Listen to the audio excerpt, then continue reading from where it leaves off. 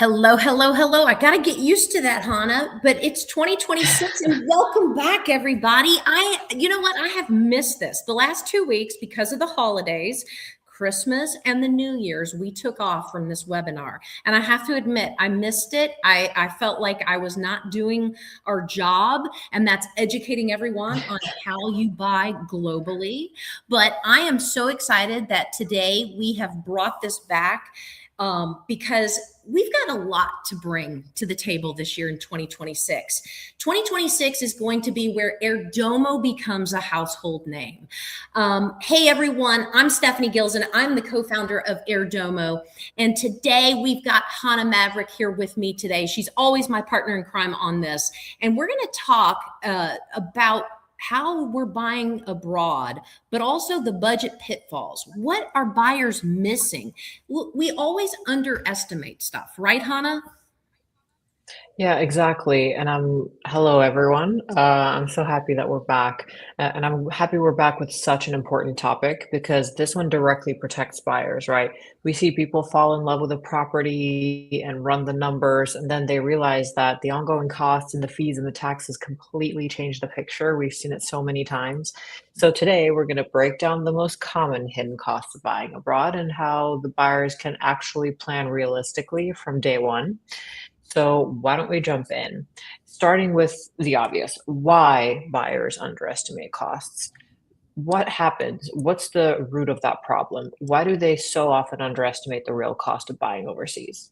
Well, it's what we do everywhere, right? We're using the headline prices only, right? We're misled because we see that glamorous headline and we think that is all that it is, right? We'll look at the purchase price and then maybe the stamp duty, but we're going to ignore everything else that comes with ownership in that country or in that island, right? The costs vary dramatically by country. And you cannot assume that your home country norms apply everywhere else because they are so very different. Legal fees, transfer taxes, notary costs, registration fees, and even commissions can work very differently abroad.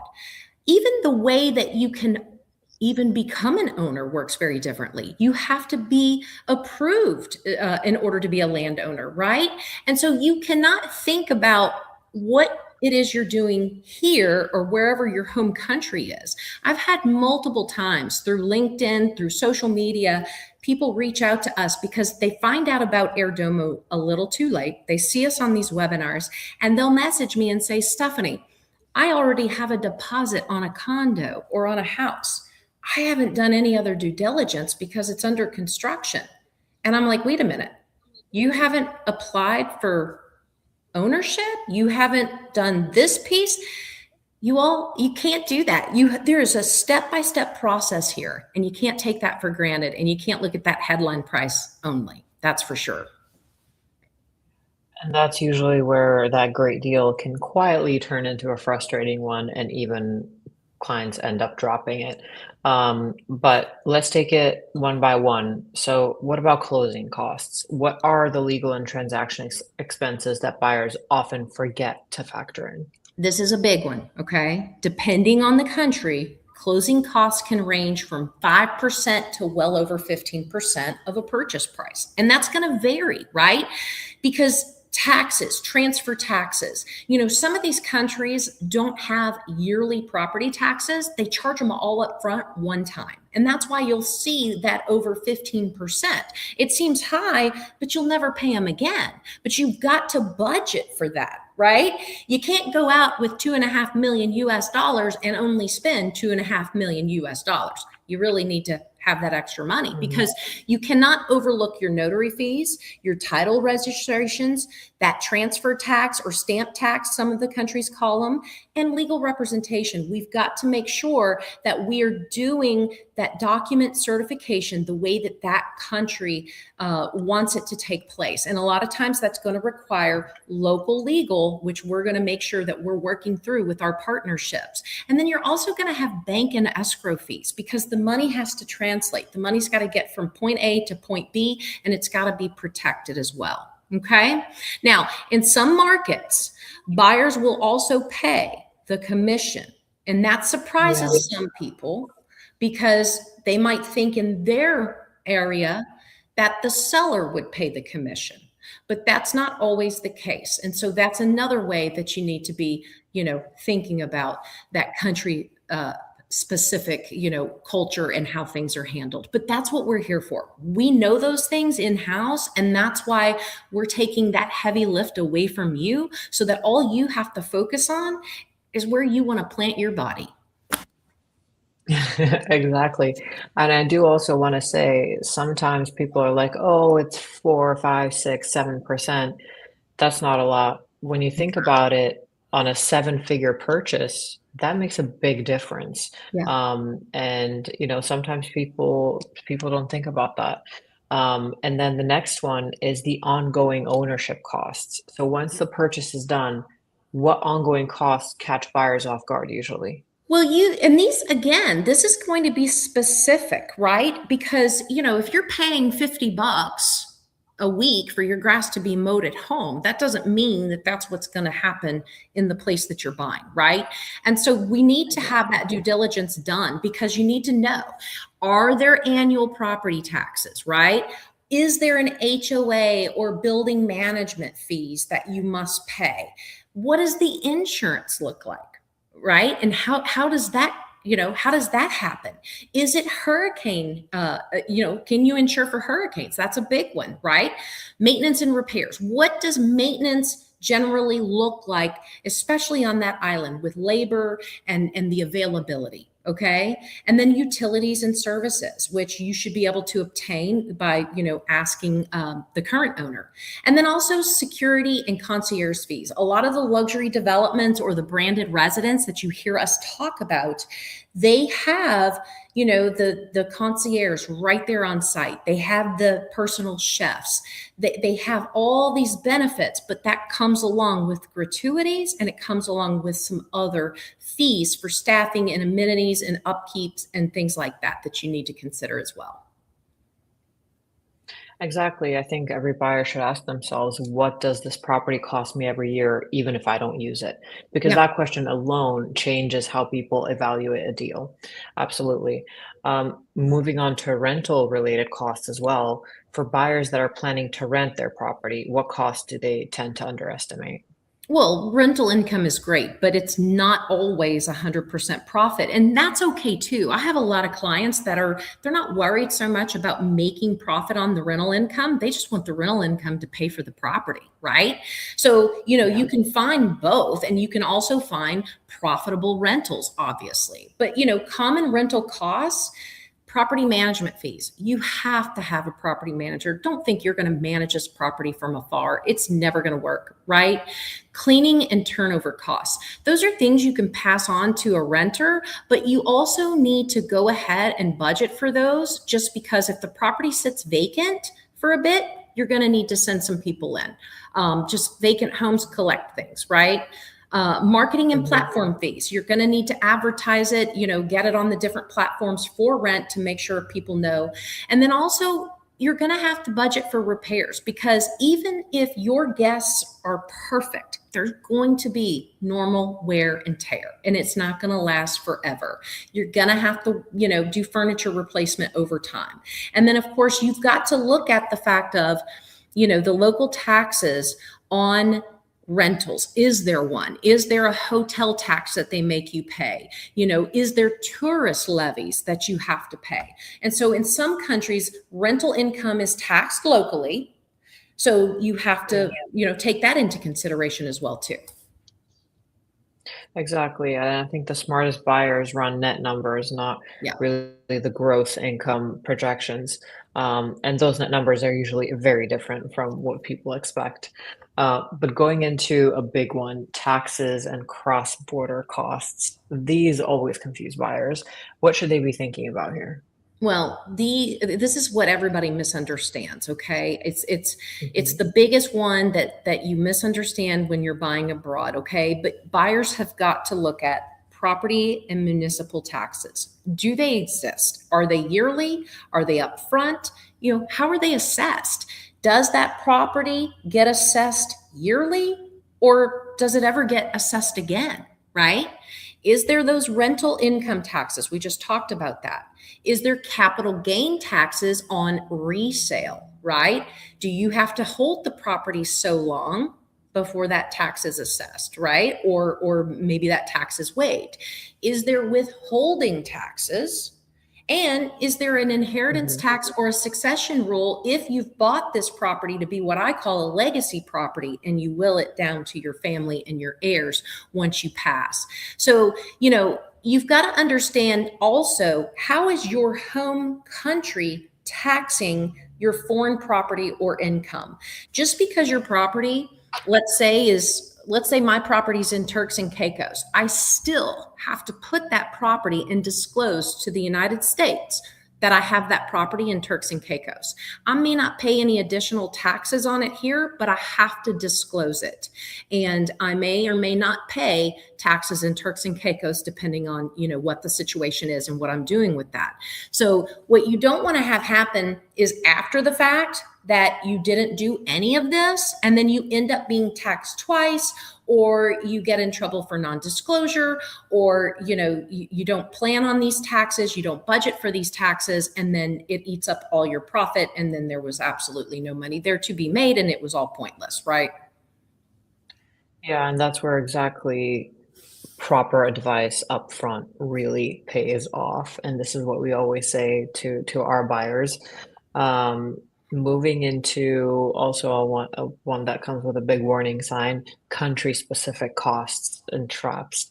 Are there any country specific costs buyers often don't see coming? Yes, and some of these you don't hear of in maybe your norm home country. So, like for example, mandatory sinking fund. Now, some people might hear of that here in the States. When you're a developer, you hear of a sinking fund, and that's where you have to contribute to the public services, sewer, water, electricity, whatever the case might be. So, in some of these countries, as you buy property, you might be contributing to the mandatory sinking funds that get put aside. And then as services like that have to be upgraded, they have the money to do so, right? And a lot of times those exist because maybe they're not charging yearly taxes, okay? But they still have to have budgeted money to do those improvements, okay? There could be special assessments for building repairs. We know this with condominiums, right? How old is the condominium building? Does it need a new roof? Is the pool needing to be resurfaced? What is coming up that might require a special assessment on top of that monthly or yearly maintenance fee, right? Is there a Hmm. ground rent or leasehold renewal fees? We've covered areas like the Maldives. The Maldives, you will have a leasehold estate. So, what that means is you will have a lease on that land for maybe 90 years. That's your home, but you don't own that land. You're leasing that land. Yeah. And is there a fee attached to that land, right? And so you need to understand, is there a charge or a fee for that? And what does that cost? And then foreign buyer surcharges, right? Because you're foreign, there might be an additional surcharge.